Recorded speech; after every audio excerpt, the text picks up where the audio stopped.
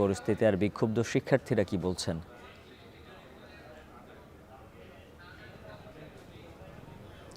উজ্জ্বল, আমরা সকাল থেকে যখন আসি তখন কিন্তু ক্যাম্পাসটি পুরোপুরি ফাঁকা ছিল, কিন্তু বেলা যত বাড়ছে ততই কিন্তু শিক্ষার্থীরা এখানে জড়ো হচ্ছেন এবং তাদের যে স্লোগানগুলো সেই স্লোগানগুলো তারা দিচ্ছেন শাকসুর দাবিতে।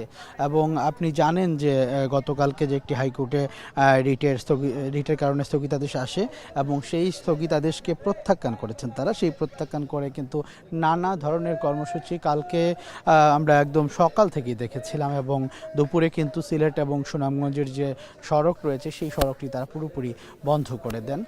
পরবর্তীতে তারা প্রবিসিকে অবরুদ্ধ করে রাখেন।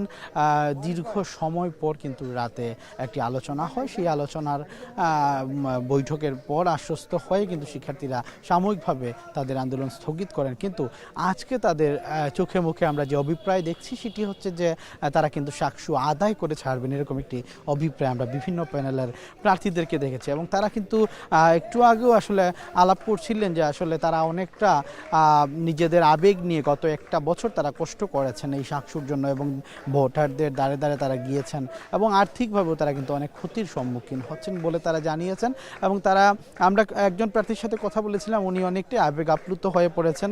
তিনি বলছেন যে আজকে নির্বাচন হওয়ার কথা ছিল কিন্তু নির্বাচনটি হচ্ছে না, তার জন্য একটা অনেক বড় আসলে কষ্টের কারণ উনি অনেক আর্থিকভাবে মানসিকভাবে এবং উনি নিজের পড়ালেখা ছেড়েও কিন্তু উনি সেই ভোটের জন্য কাজ করেছেন এবং আজকে সেই ভোটের দিন ছিল, কিন্তু রিটাদেশের কারণে কিন্তু সেটি হাইকোর্টের স্থগিতাদেশের কারণে সেটি হলো না।